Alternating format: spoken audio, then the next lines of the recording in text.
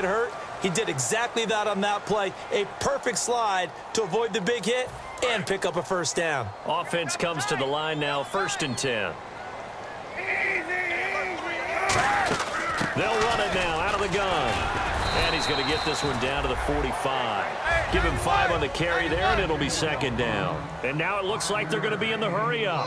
The 4th quarter here, they've got the lead. They want to keep it on the ground. That's what they're doing. Smart football. Keep the clock grinding. Keep it going. But you got to figure now, they're going to see more people stacked up at the line of scrimmage as they try and bleed it out. So here we go, 1st and 10 now.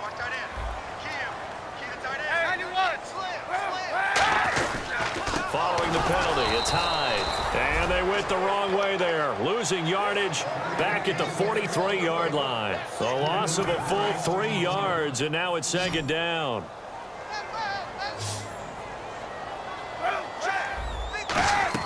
Off the play fake to Hyde. Here's Kaepernick going for the deep ball. And he's unable to grab it.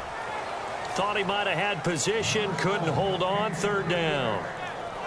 One of the toughest things about playing defensive back is pattern reading, trying to figure out what they're doing. And on that one, they had to fly, just sending a guy downfield with the in route accompanying it, what people call a dagger route, trying to hit the guy underneath. Kaepernick hit, fumble. He lost the football. So it goes as a fumble, but the key thing, not a fumble loss. Yeah, that stat's big, isn't it? I mean, I remember watching teams play. The ball might be on the ground a number of times during the game, but if the other team doesn't get it, that's a huge difference in the ball game. And in this case, they were able to retain possession.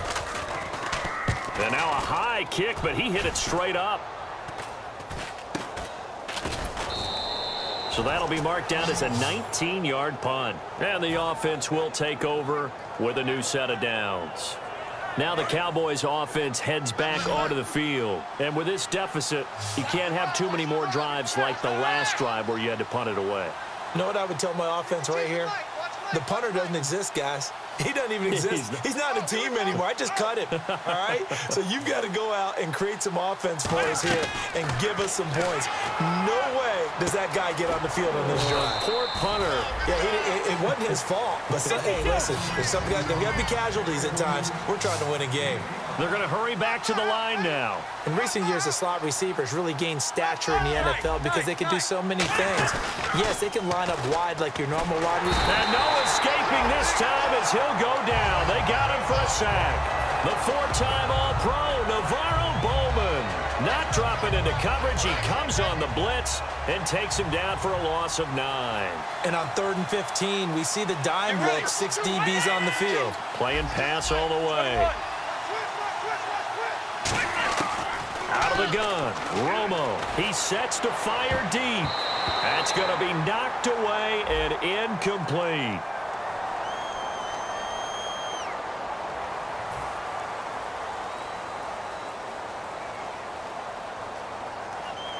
Out now comes the Cowboys punter as the drive goes backwards, so he's on to punt it away.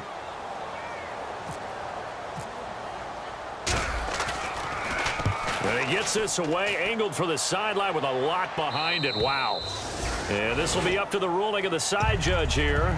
He says it crossed out of bounds at the 16-yard line. And San Francisco gets set to go here. They've got the lead. Last time had to punt it, though. What's the key to this drive? I think it's leverage. Big guys up front. You know the motivational speech on the sideline is, guys, give us an opportunity. Protect the passer, create space for our runners, and let's go ahead and get these guys. Low man wins. Let's go do it on this drive. We'll watch that leverage on this drive. Well, plenty of credit has to go to the guy carrying the ball. He broke the tackle and gained the yardage. But that doesn't necessarily mean that the defender is bad. They're not going to make 100% of the tackles all the time. Even the best in the game will miss one occasionally. The key is not to let it snowball and miss tackle after tackle. On that play, credit to the offense, but that doesn't make the defense bad.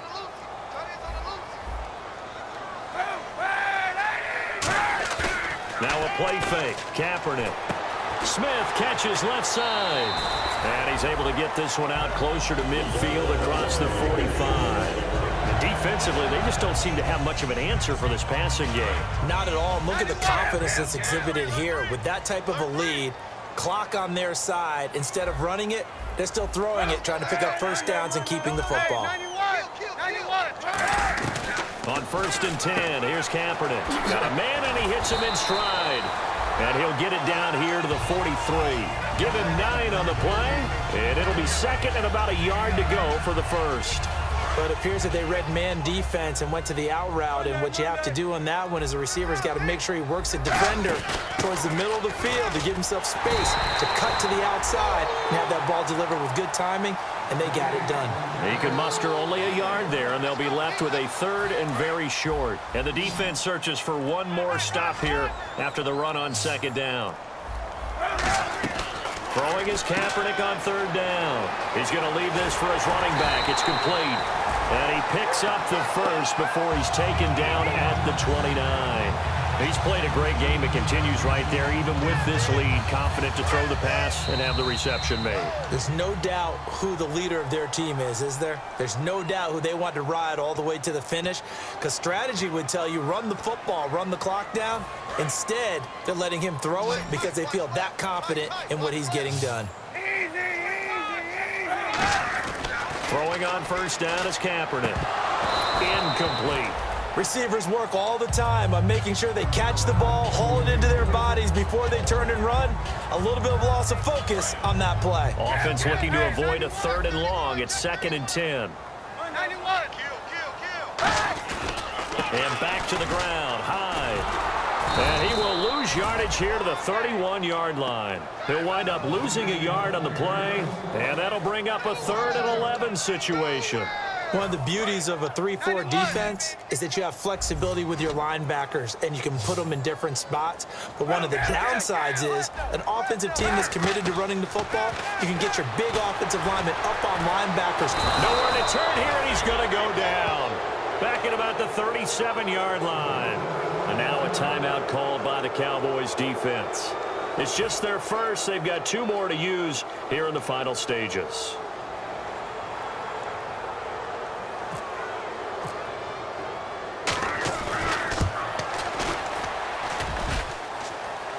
And that'll be off the crossbar and out. It's short. He couldn't get it there. It's no good. And this score will stay right where it is. He had it online, gave it a pretty good ride too, but in the end, he's a victim of the crossbar. And Brandon, you know kickers very well. I bet if we ask him after the game, he'll say he didn't get all of it. We've seen him hit from deeper than this in warm-ups. But here, he's a foot or so from clearing that bar. Here's Romo. They'll set up the screen to Elliott. And he'll get it down to the 47 here. It's a 9-yard pickup on the play, and that'll make it 2nd and short. For a second there, I thought that might break big. Screen pass. Looked like it was coming together. Looked like there was an opening. Still, ended up with a solid game. And his throw's going to be incomplete. He was looking for Terrence Williams that time. And that'll bring up a 3rd and 1. I think that's a big-time play there because the slant route is really hard to cover because the timing is so quick. But able to see it, diagnose it, and get to the football, that's why he was able to bat it away. They'll try and run for it with Elliott. And he's going to have the first down at about the 38. It's a 9-yard gain, and it keeps the drive moving. Looking to speed things up here, going with some tempo. Everyone understood their role on that play. 3rd and 1. You know the defensive guys, they're trying to get down and get low and get leverage on the offensive lineman, but they didn't allow that to happen. They created a crease and allowed him to get through for a first down. A solid pass breakup that time by Joe Hayden. Good to see him out there on the field, moving around, playing well. Joe Hayden, if you talk to the NFL guys, when you list the best corners in the game, Joe Hayden's name always comes up for reasons we just saw, just like that. Bryce Butler, the intended receiver. And it'll be 3rd and 10 now. It appears that the pressure is affecting him today. Normally, he knows exactly when to get rid of the football, but today, because he's been hit a few times, he's getting rid of it a little bit too quickly. Romo, and that's going to be incomplete. 12 seconds left. The goal of anyone running a curl route is to make sure you try and get defenders on your back and shield them away from the football, but sometimes even when you run a good route, the defense finds a way to knock it away.